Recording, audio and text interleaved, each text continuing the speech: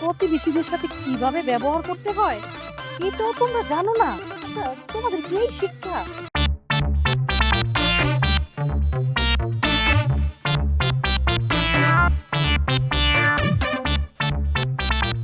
বলছিলাম না প্রেগনেন্ট, এই বয়সে প্রেগনেন্ট।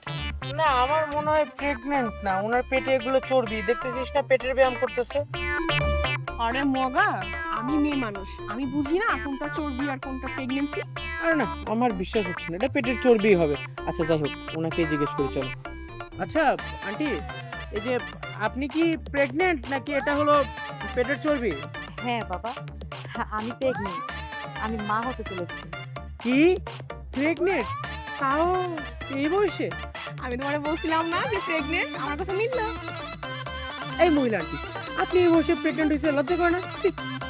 ও, আসলে হয়েছে কি, আরে কি হবে বুঝো না, বুড়া বয়সে যৌবনে ধাক্কা দিছে। কোথায় এই বয়সে হচ্ছে পেটের চর্বি কমাবে, এক্সারসাইজ করবে, হেলথ মেইনটেইন করবে, তা না করে পেটে বাচ্চা নিয়ে ঘুরঘুর করতেছে।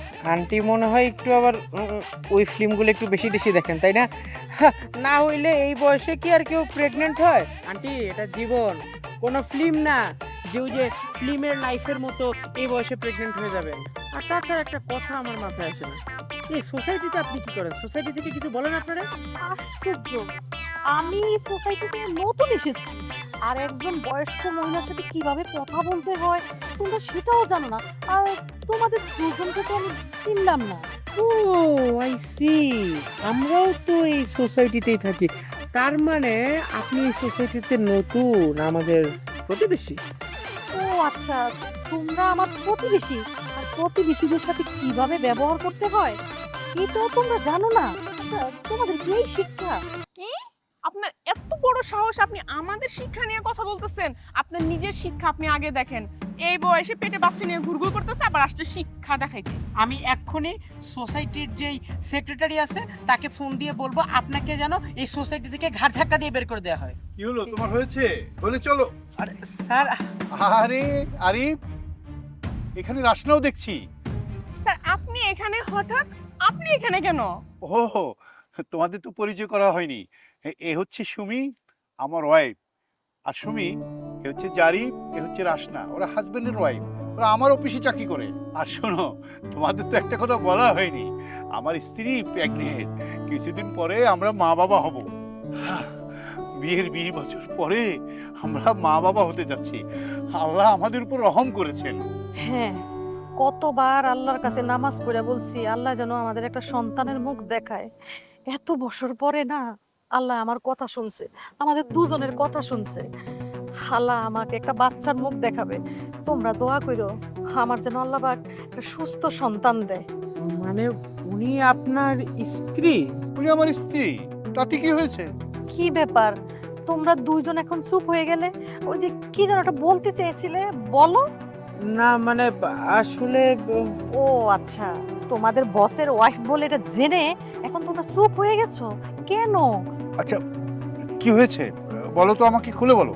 শোনো, ওরা দুজন কি বলবে আমি বলছি। আমি এই বয়সে প্রেগনেন্ট হয়েছি বলে ওরা আমাকে যা নয় তাই বলে এখানে অপমান করছে। আমি তো এখানে ব্যায়াম করছিলাম, ওরা দুজন বললো আমাকে সেক্রেটারিকে ফোন করে এই সোসাইটি থেকে না আমাকে বের করে দিবে। কি কি বলছিস সব? আবারও চিন্তা করলে না তোমরা যে এই বয়সে আমি বাচ্চা কেন নিয়েছি?